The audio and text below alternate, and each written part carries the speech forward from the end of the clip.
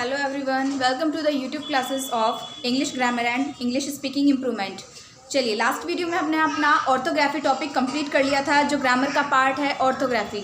Next topic आज हम start करते हैं अपना इटमोलॉजी। ठीक है,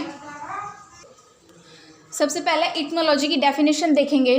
the study of the origin of word and the way in which their meaning have change throughout history are called etymology. शब्दों की जो उत्पत्ति होती है, सबसे पहले इटमोलॉजी का जो मीनिंग होता है वो होता है शब्द विचार। शब्दों के बारे में उसमें अध्ययन किया जाता है।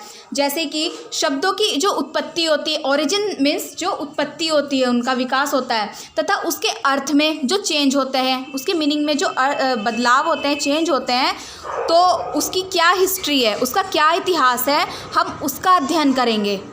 ठीक है, जो शब्द हैं, शब्दों में क्या क्या बदलाव हुए हैं इतिहास में, इतिहास से लेकर अब तक, उनके बारे में हम अध्ययन करेंगे। ठीक है, तो इतनी बात समझ में आई। इटमोलॉजी को क्या कहा जाता है हिंदी में? शब्द विचार। शब्दों से संबंधित जो भी ऐतिहासिक जानकारी है उनका अध्ययन, वर्तमान स्थिति में उनका अध्ययन, उसके विषय में हम पढ़ेंगे। हमारा जो इटमोलॉजी होता है उसको हम 8 पार्ट में डिवाइड करते हैं।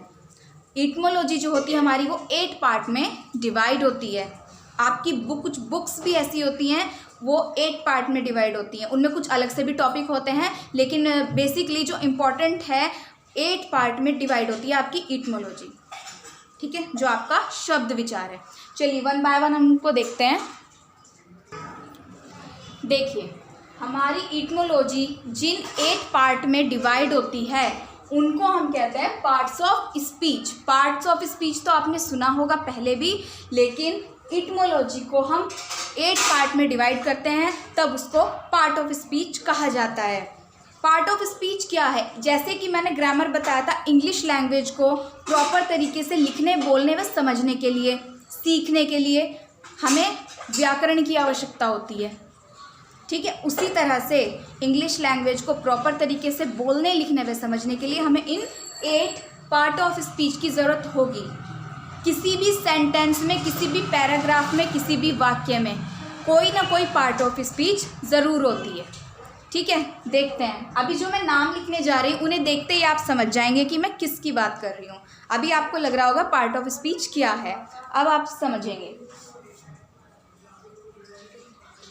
पहला होता है नाउन, जिसे हिंदी में हम संज्ञा कहते हैं। पूरी ग्रामर हमारी इन पर बेस्ड होगी।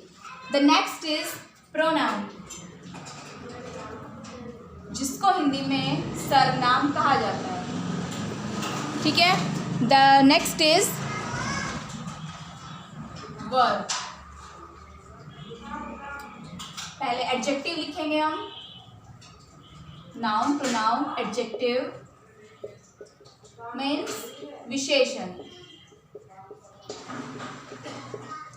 उसके बाद आती है हमारी वर्ब, क्रिया। वन बाय वन को मैं डिफाइन करूंगी अभी शॉर्ट में, उसके बाद जो है हम चैप्टर स्टडी करेंगे इनके। उसके बाद आता है आपका एडवर्ब।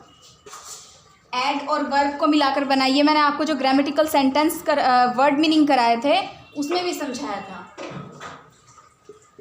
एड और वर्ब को मिलाकर बना एडवर्ब, मीन्स क्रिया विशेषण। प्रीपोजिशन,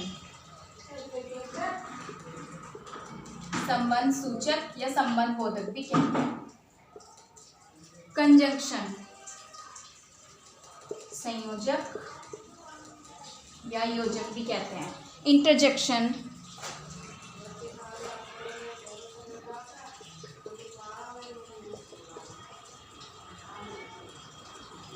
विस्मयादि बोधक।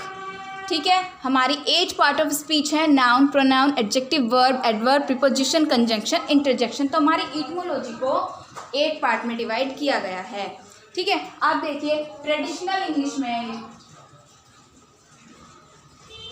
जो हमारी ट्रेडिशनल इंग्लिश ग्रामर है उसमें 8 पार्ट में डिवाइड किया गया है। जो मॉडर्न इंग्लिश है, मॉडर्न इंग्लिश में इसमें एक पार्ट और ऐड हो गया है 9th नंबर पर, जिसे हम कहते हैं डिटरमिनर। ठीक है, 9 पार्ट एक और ऐड हो गया मॉडर्न इंग्लिश में, डिटरमिनर। ये क्या होता है, कैसे होता है, ये हम आपको जब इसका टॉपिक आएगा तब बताएंगे, ठीक है। तो आज के लिए सिर्फ इतना ही काफ़ी है। जो इन आपको 8 पार्ट ऑफ स्पीच लिखवाई है, इनका पूरा चैप्टर हम डीपली पढ़ेंगे, ठीक है। चलिए अब हम चलते हैं अपने स्पीकिंग इम्प्रूवमेंट सेंटेंसेस की तरफ।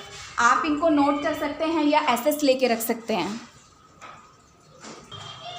देखिए हमारे आज के स्पीकिंग इम्प्रूवमेंट सेंटेंसेस। फर्स्ट है हमेशा के लिए, यू कैन से फॉरएवर, आप फॉरएवर कह सकते हैं। नेक्स्ट है किसी कीमत पर, यू कैन से एट एनी कॉस्ट, यानी कि ये चीज़ हमें किसी भी कीमत पर चाहिए, ठीक है, एट एनी कॉस्ट। नेक्स्ट है अपना सोचिए, यू कैन से थिंक योरसेल्फ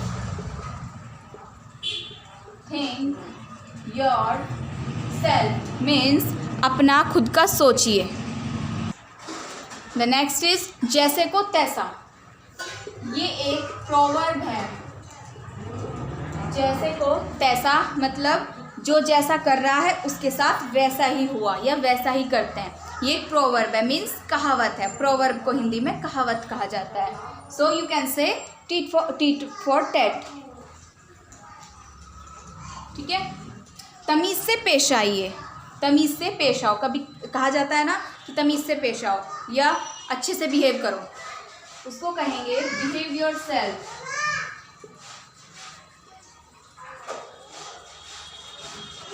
बिहेव योरसेल्फ, सब कुछ ठीक है, everything is okay, you can से एवरीथिंग इज ओके।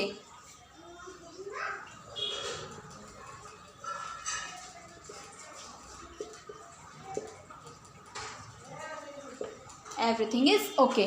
कोशिश करते रहो, किसी काम को करने के लिए कहा जाता है कि ये आप बहुत अच्छा कर रहे हैं या आने वाले समय में आप इसे बहुत अच्छा करेंगे, कोशिश करते रहिए। कीप ट्राइंग, यू कैन से कीप ट्राइंग,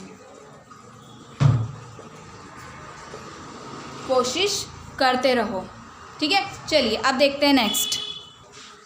देखिए नेक्स्ट इज अनदेखा करना सीखो, मतलब कि कोई चीज़ हमें पसंद नहीं है या हमें गलत लग रही है, अक्सर कहते हैं कि छोड़ो, अनदेखा करो, इग्नोर करो। सो अनदेखा करना सीखो, you can say learn to ignore,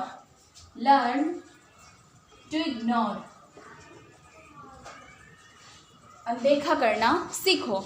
बिल्कुल वैसा ही, you can say exactly same, you can say exactly same. Next is आज बहुत गर्मी है, गर्मी हो या सर्दी कह सकते हैं, ठीक है। आज बहुत गर्मी है, you can say it is very hot today या it is very cold today. अगर सर्दी के लिए बोल रहे हैं तो आप कोल्ड वर्ड का यूज़ करेंगे, गर्मी के लिए बोल रहे हैं तो हॉट वर्ड का यूज़ करेंगे। So you can say it is very hot today.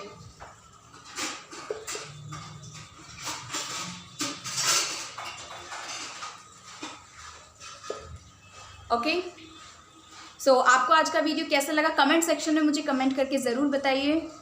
आपके सजेशंस इनवाइट हैं। चैनल को लाइक सब्सक्राइब शेयर करना मत भूलिए। Thank you so much, have a nice day.